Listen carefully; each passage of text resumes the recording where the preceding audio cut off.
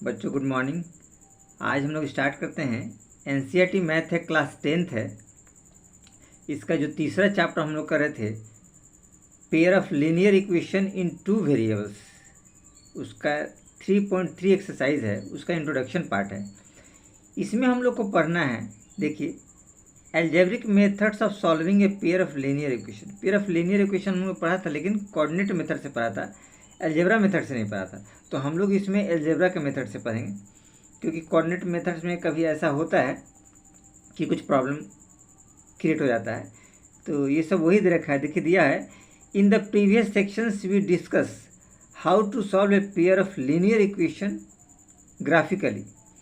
The graphically method is not convenient in cases when the points representing the equation of the linear equation has non-integral coordinates। non-integral अगर coordinates रहता है, जैसे like this √3 to √7 to √5 like this, तो problem create होता है किसी में coordinate geometry के हिसाब से। तो ग्राफिकली थोड़ा सा प्रॉब्लम क्रिएट होता है। उन सब चीज़ों को देखते हुए, ध्यान में रखते हुए, ये एल्जेब्रिक सेवरल मेथड्स कुछ निकालेगा। देखिए यहाँ लिखा हुआ है, there is every possible of making mistakes while reading such coordinates. उस कोऑर्डिनेट्स को थोड़ा पढ़ते हैं तो हम लोग को थोड़ा प्रॉब्लम क्रिएट होता है। Is there any alternative methods of finding the solution. तो कोई अल्टरनेटिव मेथड्स निकाला गया है सॉल्यूशन को फाइंड आउट करने के। There are several algebraic methods which we shall now discuss. तो उसको हम लोग डिस्कस करेंगे। तो उस सेवरल मेथड्स क्या है, तो हम आपको थोड़ा मेथड्स के नाम वगैरह आपको बता देते हैं ताकि आपको आसानी रहेगी। ठीक है, देखिए इस मेथड्स में हम लोग पढ़ेंगे, देखिए ये डिफरेंट तरह का मेथड्स जो है वो है आपका है सब्स्टिट्यूशन मेथड्स, ठीक है ना, पहला। दूसरा एलिमिनेशन मेथड्स, तीसरा है क्रॉस मल्टीप्लिकेशन मेथड्स, और चौथा है equation reducible method. Equation reducible methods है। तो इन सब मेथड्स के बारे में हम लोग पढ़ेंगे। तो चलिए हम लोग चलते हैं, पहले हम पढ़ते हैं सब्स्टिट्यूशन मेथड। सब्स्टिट्यूशन मेथड्स क्या कहता है, तो सब्स्टिट्यूशन मेथड्स में थोड़ा सा हम लोग आपको कुछ एग्जाम्पल वगैरह दे करके कुछ इंट्रोडक्शन बताते हैं, तो आपको ज़्यादा अच्छा से समझ में आएगा। ये सब्स्टिट्यूशन मेथड्स क्या होता है, इसके बारे में हम लोग थोड़ा सा इस पे नज़र डालते हैं और देखते हैं कि ये क्या कहना चाह रहा है। देखिए, तो कहता ये है, सब्स्टिट्यूशन मीन्स होता है प्रतिस्थापन करना, यहाँ लिखा हुआ है, और रिप्लेसमेंट, एक्सचेंज या इंटरचेंज, ये सारा चीज़ें हैं। जैसे यहाँ देखिए दिया गया है x + y = 4 और 3x + 7 = 15 दिया हुआ है। ठीक है, तो प्रतिस्थापन का मतलब इसका वैल्यू को हम इसमें पुट कर सकते हैं। जैसे हमने यहाँ लिया फ्रॉम इक्वेशन 1 लिया, अगर हमने लिखा x + y = 4, तो हम लोग ले सकते हैं x = 4 - y। इसके वैल्यू को हम इसमें पुट करेंगे तो वैल्यू फाइंड आउट करेंगे, तो देखेंगे यही प्रतिस्थापन विधि होता है। ठीक है, अब तो हम लोग चलते हैं थोड़ा क्वेश्चन की तरफ और देखते हैं कि क्वेश्चन ये क्या कह रहा है, तो आपको इसमें ज़्यादा अच्छा समझ में आएगा। तो एग्ज़ाम्पल जो है वो हम लोग देखते हैं। तो एग्ज़ाम्पल नंबर 7 की तरफ हम लोग चलते हैं, ठीक है ना, और देखते हैं ये 7 नंबर एग्ज़ाम्पल आपको क्या कहता है। ठीक है, तो 7 नंबर एग्ज़ाम्पल की तरफ हम लोग चलते हैं। देखिए 7 नंबर एग्ज़ाम्पल है, ये आपका 7 नंबर एग्ज़ाम्पल है। ठीक है ना, ये देखिए 7 नंबर एग्ज़ाम्पल्स है।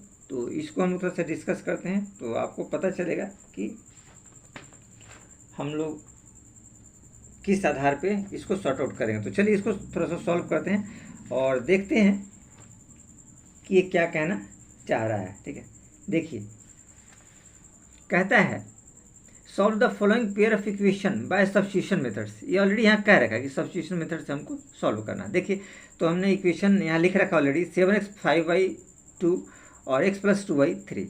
तो सब्स्टिट्यूशन में हम लोग चलते हैं, पहले वाले इक्वेशन को लेते हैं। देखिए, तो फर्स्ट वाला इक्वेशन क्या है, यहाँ आप लिख सकते हैं, चाहे तो लिख सकते हैं फ्रॉम इक्वेशन 1 वी गेट, देखिए x + 2y = आपके पास 3 है। तो x पार्ट को अपने तरफ रखिए और सारे पार्ट को सेकंड साइड कर दीजिए, तो 3 - 2y हो गया। ठीक है ना, इसको इक्वेशन आप थर्ड एज इट इज़ मान सकते हैं। इस थर्ड इक्वेशन को सेकंड में पुट कर दीजिए, इसकी वैल्यू को। ठीक है ना, इसकी वैल्यू को हम यहाँ पुट करेंगे तो आपको आइडिया मिल जाएगा। देखिए अब हम क्या करते हैं, इसकी वैल्यूज़ को हम लोग पुट करते हैं। यहाँ लिखेंगे पुटिंग द वैल्यू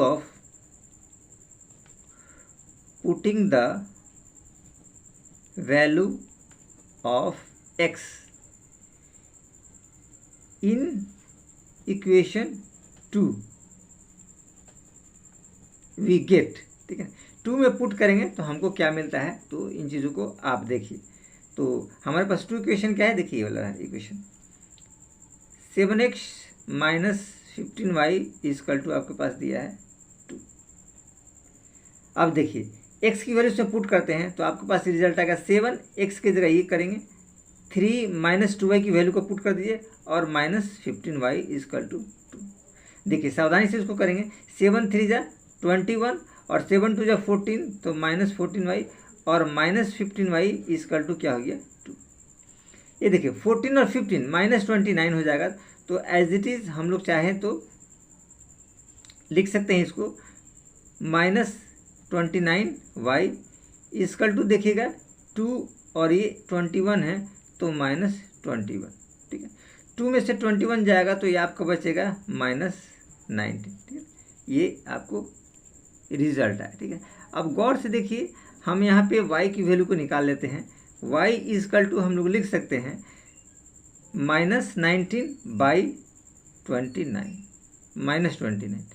तो ये माइनस माइनस क्रॉस कर देंगे तो आपको आएगा 19/29।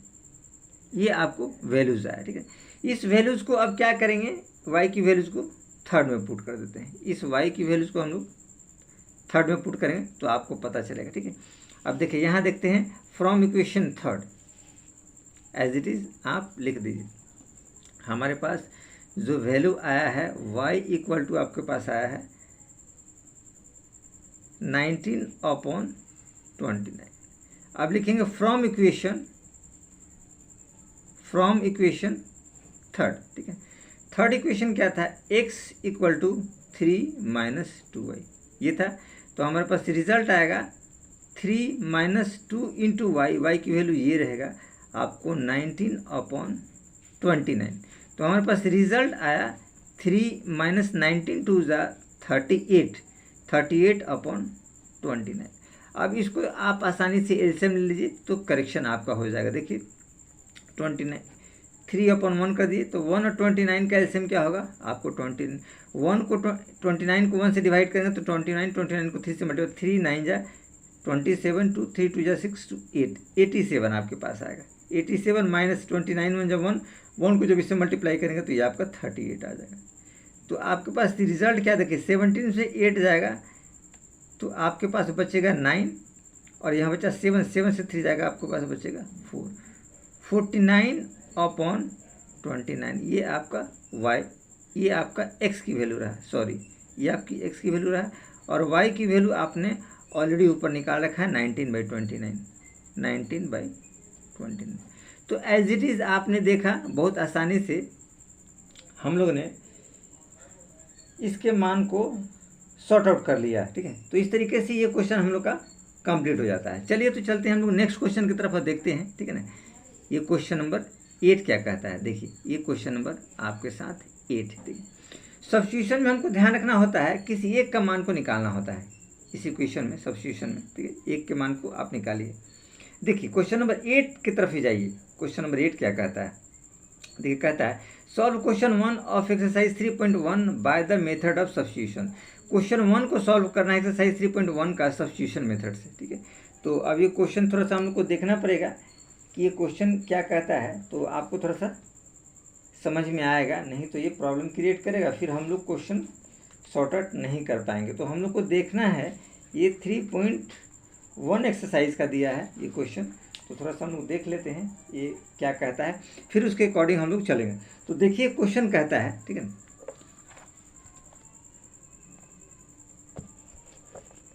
पहले थोड़ा सा क्वेश्चन हम लोग को देखना ज़रूरी है, तो ये ज़्यादा अच्छा रहेगा आपको, नहीं तो ये प्रॉब्लम क्रिएट करेगा, ठीक है ना। देखिए क्वेश्चन ये कहता है, क्वेश्चन कहता है Aftab tell his daughter 7 years ago I was 7 times as old as you, मैं 7 साल पहले, देखिए 7 ईयर हो, मैं 7 साल पहले तुमसे 7 गुनी आयु का था। ये आफ्ताब कहता है अपनी पुत्री से, ठीक है। Word there also 3 times from now, और 3 गुनी का हो जाऊंगा, I shall be 3 times as old as you will be. I am this, क्या कहता है, इज इट दिस इंटरेस्टिंग, क्या मतलब ये इंटरेस्टिंग है, ठीक है। Represent the situation algebraically and graphically, इस सिचुएशन को एल्जेब्रिकली और ग्राफिकली मेथड से हमको रिप्रेजेंट करना है और देखना है। तो चलिए देखते हैं इसको ग्राफिकली मेथड से। तो सबसे पहले इनको हम लोग रिप्रेजेंट करने से पहले इसको लेट कर लेंगे तो आपको अच्छा रहेगा। तो लेट ऑलरेडी ये किया हुआ है, तो हम लोग थोड़ा सा देख लेते हैं। देखिए लेट हमने वही किया है कि let present age of Aftab and his daughter be x and y, उसको मान लिया गया है एक्स और वाई। तो इक्वेशन बना है x minus 7y plus 42 equal to 0 first, और दूसरा आपका इक्वेशन बना है x minus 3y equal to 6। ये देखिए इक्वेशन कैसे आया है, इसको थोड़ा सा हम लोग सॉर्ट आउट करते हैं, जो हमने पिछले वीडियो में आपको दिखलाया था, ठीक है। तो उसके थोड़ा सा रिकैप की तरफ हम लोग चलते हैं। देखिए रिकैप क्या कहता है, let the present age of Aftab x year है और present age of daughter y year है। तो 7 ईयर एगो कहता है, 7 ईयर एगो कहता है, आफ्ताब का एज एक्स माइनस 7 और डॉटर का एज वाई माइनस 7। तो ये पहला इक्वेशन हम लोग को प्राप्त हो गया है, ये वाला फर्स्ट इक्वेशन। और सेकंड इक्वेशन कहता है कि अगेन 3 साल बाद वो 3 टाइम्स का हो जाएगा आफ्टर 3 ईयर। तो ये इक्वेशन प्राप्त x minus 3y equal to 6। इन्हीं दोनों इक्वेशन को हमने सॉर्ट आउट किया, इस इक्वेशन को और इक्वेशन का हमने सहारा लिया। तो देखिए दोनों इक्वेशन को हमने यहाँ एज इट इज़ लिख दिया। चलिए तो अब हम लोग नेक्स्ट इसमें सॉर्ट आउट करते हैं, आगे देखते हैं। तो पहले इक्वेशन की तरफ हम लोग बढ़ते हैं, फ्रॉम इक्वेशन 1 को लेते हैं, फ्रॉम इक्वेशन 1। तो पहला इक्वेशन हमारा कहता है ये x minus 7y plus 42 equal to 0, ठीक है। तो यहाँ से हम क्या करेंगे, एक्स की वैल्यू को सॉर्ट आउट करेंगे, ठीक है। तो एक्स की वैल्यू को सॉर्ट आउट करेंगे तो एक्स इक्वल टू हो जाएगा आपको 7y माइनस 42। ये देखिए 7 माइनस में है तो प्लस में हो जाएगा, ये प्लस है तो माइनस हो जाएगा। तो इसको हम इक्वेशन 3 नाम देते हैं। इसका पुट कर दीजिए आप सेकंड में, तो आप लिखेंगे put the value of x in equation 2 we get 2 में हम पुट करते हैं और देखते हैं कि हमको क्या मिलता है, ठीक है। अब देखिए हम लोग इक्वेशन 2 की तरफ चलते हैं। इक्वेशन 2 हमारा ये रहा, ठीक है ना, x minus 3y equal to 6। तो यहाँ पे आप एज इट इज़ कर सकते हैं, ठीक है ना, लिख सकते हैं x minus 3y equal to 6।